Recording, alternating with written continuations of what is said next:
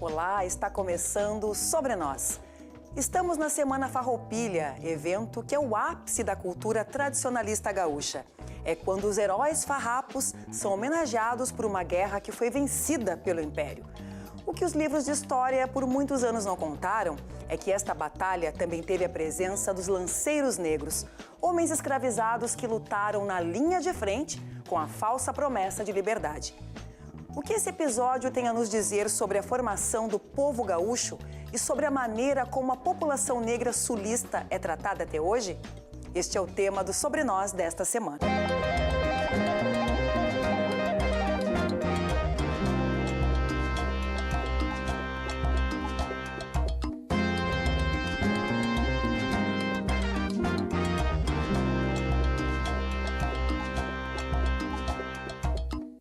O reconhecimento da importância e da verdadeira história dos lanceiros negros na Revolução Farroupilha é uma luta antiga do movimento negro gaúcho. E em janeiro deste ano, a partir de um projeto de lei do senador Paulo Paim, esses soldados passaram a ter os nomes oficialmente inscritos no Livro dos Heróis e Heroínas da Pátria, que é um documento que preserva os nomes de pessoas que marcaram a história do Brasil. E quem nos fala mais sobre o apagamento que por tantos anos escondeu a presença negra na Revolução Farroupilha e na consolidação do Rio Grande do Sul é Maurício da Silva Dornelles, historiador, professor e pesquisador nas temáticas de história e cultura afro-brasileira, educação para as relações étnico-raciais e territórios negros. Seja muito bem-vindo, Maurício. Maurício, eu começo te perguntando, qual é o contexto que o Rio Grande do Sul vivia naquele momento ali, pré-guerra dos farrapos, até a chegada dos lanceiros negros?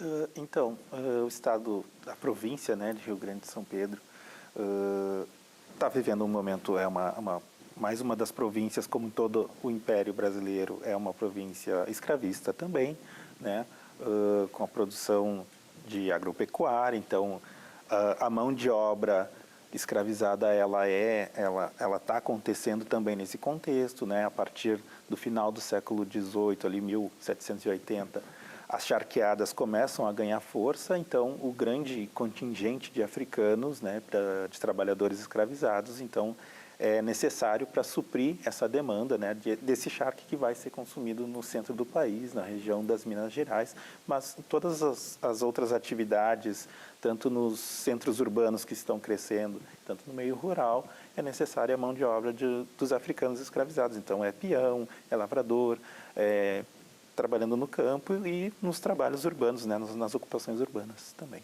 Certo. E aí, esse momento, que contexto social e político eclodiu essa guerra, essa luta, para pedir a independência do Rio Grande do Sul, no caso, para o Império?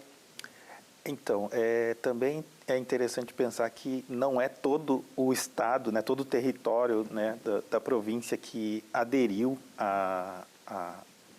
ao conflito, porque é uma guerra civil, se a gente for entrar mesmo nos detalhes, é um conflito civil, uma guerra civil de uma elite estancieira, que está insatisfeita com os valores dos tributos do charque. O charque produzido no Rio Grande do Sul, ele tem uma taxação maior em relação ao charque que vinha do prata, da região do Uruguai e da Argentina, que tinha um percentual mais barato. Então, aquilo ali gera um conflito de interesses econômicos, Então, há também esse espectro de várias revoluções e insatisfações com a coroa, Então, em todo o Brasil estão acontecendo revoltas e conflitos civis, na América Latina também. Então, esses ideais de liberdade, de emancipação, isso está acontecendo nesse século XVIII e XIX, E aqui também, então, por conta dessas questões políticas e econômicas, o controle também da região, das fronteiras, essas elites estancieiras, charqueadoras principalmente, que é o principal produto que eleva a economia do Estado, vão se contrapor ao Império, E aí começa toda essa questão do conflito, mas não é na totalidade, não é todo o Estado que aderiu, são alguns estancieiros, algumas elites que têm um interesse em comum que vão se colocar contra ao Império. Claro. Você falou aí liberdade e emancipação dessa elite, mas sem abrir mão da mão de obra escrava. Exato, né? Vai se libertar, vai se desvincular desse Império Brasileiro, vai se constituir na chamada República Rio-Grandense, mas essa República também não é a República nos moldes contemporâneos, né, que a gente tem atualmente. É uma República que também queria se emancipar, mas também tinha essa questão da escravização, né? Será que seria uma república mesmo, com todos os homens e mulheres livres, né? Ou seria somente as elites continuariam livres, né? Mas a liberdade que a gente está percebendo naquele período é a liberdade econômica, né? O que se quer é uma liberdade econômica, né? Outras questões políticas também estão no entorno, mas provavelmente, né, a mão de obra continuaria sendo de escravizados. Sim, até porque a escravidão era algo, né, institucionalizado e também havia aí uma falta de humanização dessas pessoas negras escravizadas que trabalhavam na época, né, Maurício? Exato. Além de ser institucionalizado, ela era muito rentável, né? Então, muita gente ganhava dinheiro com o tráfico de escravizados e toda a manutenção da vida e das cidades passa pela mão dos africanos que contribuíram e participaram de variadas formas, né, trazendo seus conhecimentos tanto na agricultura, né, na pecuária, na criação do gado, enfim, nas plantações, na culinária e em diversas outras, nas obras, nas construções de cidade, arquitetura. Então, das mais variadas ocupações, os africanos tinham já um conhecimento prévio e estavam ocupados, né, alguns escravizados, outros livres, outros libertos, né, em variadas condições. E sem falar da grande marca que é a questão da escravização, que é a violência. Então, a violência é uma marca muito forte nesse período e aqui no Sul ela também tem essa dimensão muito grande, embora haja, né, uma tentativa de apagamento dessa violência. Dizer que a escravidão aqui era mais suave, como se existisse alguma maneira de ser suave, sem liberdade. Exato. Né? Branda, né, também, como colocam. Então, assim, a violência a própria charqueada já era um lugar muito insalubre, né? As saladerias também, como chamam, né? Um lugar onde há uma matança enorme de gado, uma grande quantidade de sal para aplicar naquela carne, então as mãos vão se desgastando, então muita gente perdendo. Né? Era insalubre, a verdade era essa, né? Maurício, voltando a falar a questão dos lanceiros negros, como é que se consolidou a formação desse exército? De que forma esses homens negros foram convocados? Por quem eles foram convocados, né? Porque teve aí um trabalho de persuasão, eles foram obrigados a lutar. Porque fala-se, né, os livros convencionais de história agora, a partir de inúmeras pesquisas, mostram que houve aí uma falsa promessa de liberdade desde que esses homens fossem na linha de frente. É fato isso? Fala pra gente como é que foi. Então, há um convencimento, né, primeiro de arregimentar os escravizados do inimigo, no caso do Império, né? Então,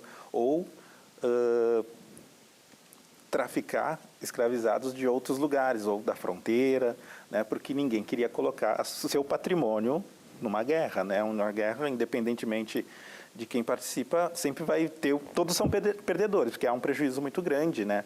Então, tem que se investir muito. Então, há esse convencimento de colocar esses escravizados, esses homens, na linha de frente e com a promessa de liberdade. Né? Num primeiro momento, vão se percorrer e arregimentar esses homens de outros lugares. E depois começam, né, a ser convencidos e cedidos, né, escravizados dos próprios farrapos. Né? Então, em alguns lugares eles eram intimados, eles eram convocados, né? Mas havia essa persuasão da promessa de liberdade. E também, no primeiro momento, o Império fica com vistas grossas. Assim, olha, eles estão armando os escravizados. Isso vai gerar alguma questão e aí depois o próprio Império também adere a essa ideia de convocar escravizados para compor os seus pelotões, né? Então, há essa promessa de liberdade que depois vai ser aí um dos motivos que vai gerar um grande conflito final, assim, vai gerar uma questão final na guerra. Eu acho que talvez o receio, tanto do Império quanto dos próprios farrapos, seria deixar homens escravizados com armas, né? Será que eles não vão se voltar contra nós, tal qual foi na guerra do Haiti? Eu não sei se tem essa relação, se havia esse medo. Existe esse medo, né, essa haitinização de todo o continente americano, porque essa revolta também inspirada na Revolução Francesa, que vai inspirar todo o continente americano, né, nas lutas por liberdade, né? O século XIX ele é marcado no Brasil também por inúmeros conflitos civis, né, em todo o território, e aqui a Farroupilha é o mais longevo, né? Então armar africanos, né, de alguma forma armar africanos, né, eles domarem cavalos, né, terem conhecimento do território, de dar quase a arma para o inimigo. E tu libertar esse contingente e depois os outros que tu vai ter que manter enquanto escravizados, né? Tu liberta uns, mas você mantém outros. Isso aí com certeza vai gerar uma revolta, até porque a primeira ideia é que os escravizados não pensavam e tudo mais, mas a gente são pessoas, são seres humanos, eles sabem, até porque foi ofertado a eles, sabiam a condição que eles estavam, né, com essa privação de liberdade, então vamos lutar para nos libertar dessa condição, logo, posteriormente, essa liberdade não vai ser concedida, né, vai ser o grande problema do conflito. Né? Certo. Você acha que foi uma certa ingenuidade desses escravizados, desses lanceiros negros, aceitarem essa luta em troca da liberdade? Não daria para chamar de ingenuidade, né? Porque a gente sabe, a gente tem relatos de como que era a condição dos escravizados na época, mas se nós estivéssemos naquela condição, vamos aderir a isso, né? A esse conflito, vamos comprar essa briga também, né? Em busca de um propósito maior, eu acredito que sim, eu acredito que eles foram, a gente tem relatos de alguns escravizados que sim, aderiram, buscando a liberdade, escravizados que entraram no conflito, foram convencidos por outros escravizados e desistiram e resolveram voltar para o trabalho no campo, porque não valia a pena, né? Ia se desgastar. Nem todos eram preparados, talvez, né? A lidar exatamente. Com armamento. Eles estavam com lanças, a verdade é essa, né? Então, existe a marca dos lanceiros, que foi o maior pelotão, mas a gente tinha soldados negros em outras armas, em outras praças, né? Por exemplo, a infantaria é o soldado de linha de frente, né? O chamado bucha de canhão, mas a gente tinha soldados, por exemplo, na cavalaria, que é uma arma mais nobre, digamos assim, que é o cara que vai andar a cavalo, que vai portar, de repente, uma espada, ou, enfim, uma outra arma que não é só a lança. Então, havia também esse temor, porque daí tu já tem uma patente maior de soldado, né? Não de militar, né? Então, são outros postos, né? Existe uma hierarquia ali dentro, então isso também vai gerar um desgaste interno dentro do próprio exército. Mas o pelotão de lanceiros era o maior contingente, né, que a gente possuía. E com relação à traição, Maurício, vamos ser bem objetivos agora, né? Houve de fato uma traição, os lanceiros negros, obviamente, não tiveram a liberdade, muitos morreram durante o combate. Existem documentos, inclusive, do Canabarro, né? Uma carta que fala a respeito disso. Queria que tu contextualizasse rapidamente para a gente esse momento do ápice da traição, que foi o que marcou muito essa história dos lanceiros negros. Existe esse documento, né? É um documento que ele começa a ser discutido logo após o conflito, assim, já em 1850 já há uma discussão dos próprios produtores, né, de conhecimento, historiadores, cronistas, enfim, ligados tanto aos farrapos quanto ao Império para discutir mesmo o conteúdo daquela carta, né? Mas há sim uma negociação de Canabarro com o Duque de Caxias, porque sim, os escravizados dos farrapos receberam a promessa de liberdade. Logo, eles foram, então, construíram um cenário para desarmar esses sujeitos e, claro, onde foi realizado um massacre, né? Então, não houve um embate, houve realmente um massacre. Uma emboscada, digamos assim, essa é a palavra. Primeiro uma emboscada, mas um massacre, porque não houve um conflito direto, né? Então foi direto um massacre. Esse contingente foi desarmado, foi levado para um outro espaço e lá eles acabaram sendo dizimados, enfim, mortos, né? Alguns conseguiram fugir, mas outros não. Mas essa negociação, ela houve, né? E existem documentos oficiais que apontam isso, porque, né, você dá liberdade para um contingente aí de 200, 300 escravizados, pesaria muito, né, ficaria muito marcado para todo o império, né? Principalmente Certo. os escravizados que estão nesse território. E esses que fugiram ou os que sobreviveram, né, a essa guerra, para onde foram? Identificar parte das famílias de escravizados ainda é um trabalho bem árduo, né? Mas alguns conseguiram fugir para o Uruguai, né, onde já havia a liberdade, né, para os ex-escravizados, e alguns outros foram presos ou foram entregues aos seus senhores e foram levados para a corte, né, para o Rio de Janeiro, onde lá tiveram uma vida muito variada, né, porque alguns ou foram trabalhar dentro do próprio exército, dentro das próprias instituições, das unidades do exército imperial, mas não com postos de soldado, foram trabalhar em outras condições de manutenção, enfim, na cozinha, enfim, uma série de outras ocupações. Outros acabaram indo para os hospitais, né, porque estavam doentes e tudo mais, e ali a gente consegue identificar relatos desses historiadores, desses escravizados. Pois é, e o apagamento da presença negra na formação do Rio Grande do Sul resultou na exclusão desse povo também no tradicionalismo gaúcho. Isso levou um grupo de cidadãos negros a criar CTGs na região central e do Pampa. E quem nos conta um pouco dessa história é a pesquisadora Isadora Bispo dos Santos, que é mestre em patrimônio cultural e produziu o documentário Negrosul, CTGs Negros, Espaços de Afirmação, Resistência ao Racismo e Patrimônio do Povo Negro. Vamos ver um trechinho. O CTG foi o seguinte, foi fundado por causa do...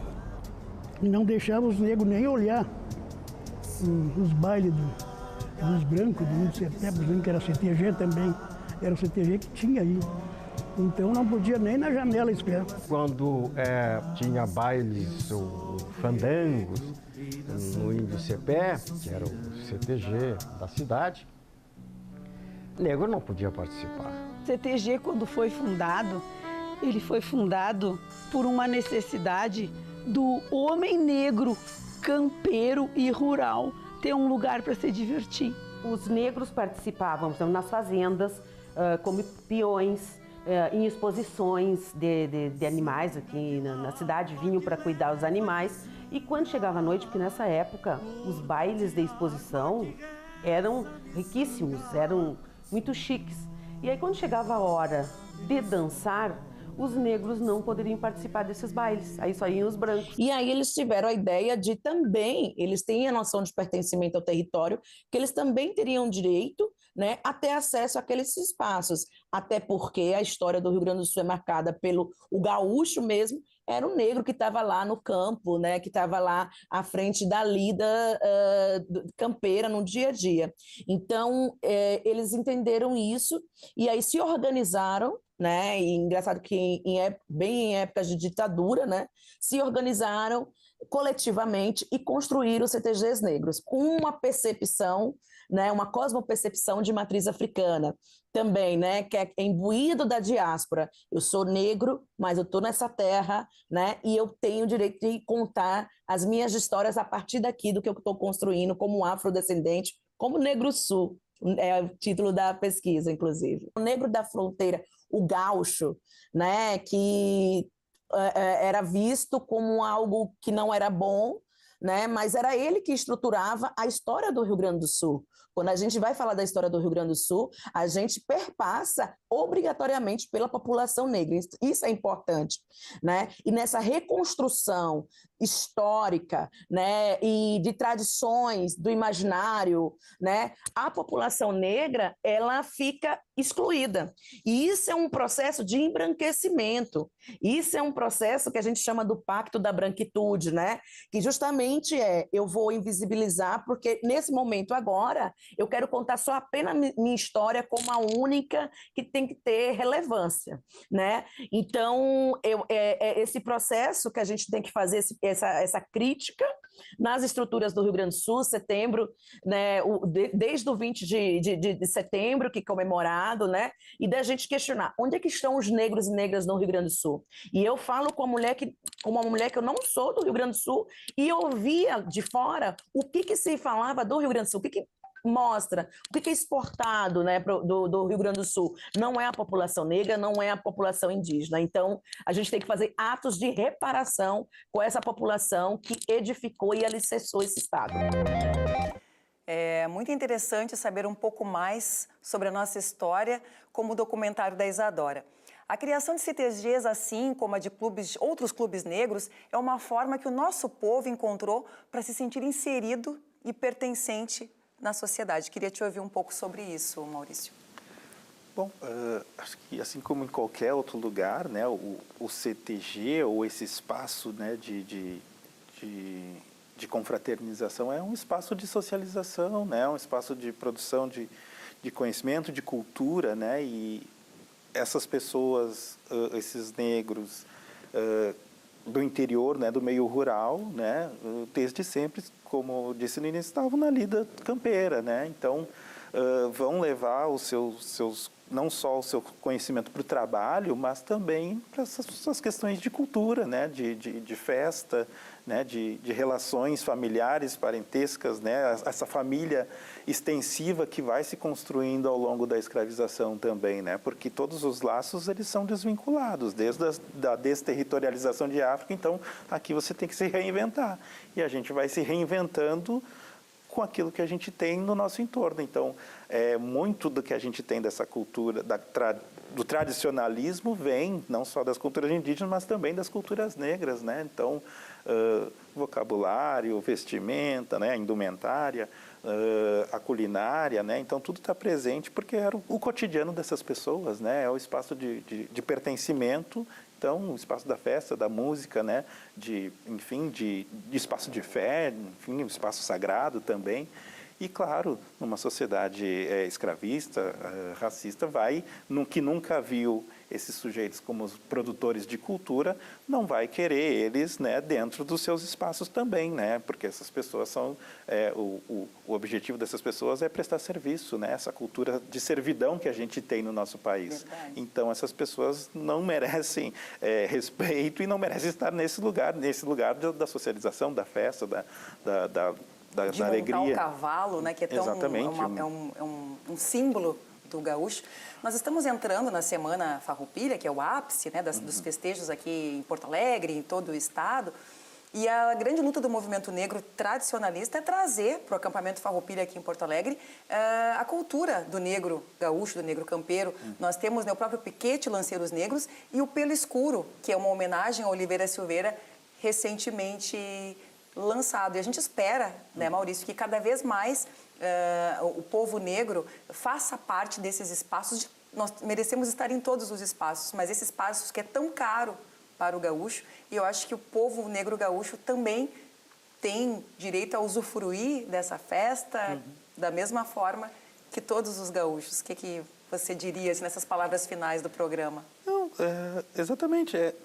Estamos e sempre estivemos em todos os espaços, né? Embora a gente tenha uma cultura construída pelo MTG, né? Que é uma cultura, uma tradição inventada, né? Para prevalecer determinados sujeitos, né? As elites estancieiras, políticas e econômicas, né? Os negros sempre estiveram, colaboraram, contribuíram de forma positiva, embora não lhes fosse dado os créditos, mas, como diz o próprio Oliveira Silveira, né, entre os filhos desta terra, naturalmente sou um, né? Então, estivemos em todos esses espaços, estamos nesses outros espaços, temos essas iniciativas a muito custo, né, porque também sei que é muito custoso, né, estar lá, mas estamos participando também ao nosso modo. Tá bom, Maurício, muito obrigada. O programa está acabando, muito obrigada pela tua presença aqui e todos que puderam nos acompanhar. E a gente encerra o programa com a música Manifesto Porongos, rap do grupo Rafuage, que denuncia o massacre de escravos durante a Revolução Farroupilha. E quem representa em destaque no livro não tá. É um traje, a imagem, isso agora tem que mudar. Heróis de graça não dão na praça, nós viemos destacar. Respeito é pra quem tem e não iremos nos calar. Povo que não tem virtude acaba por escravizar. Povo que não tem virtude acaba por escravizar. Povo que não tem virtude acaba por escravizar. Vim avisar, viemos cobrar. Povo que não tem virtude acaba por escravizar. Povo que não tem virtude acaba por escravizar. Povo que não tem virtude comprar. Uma história opressora que não fala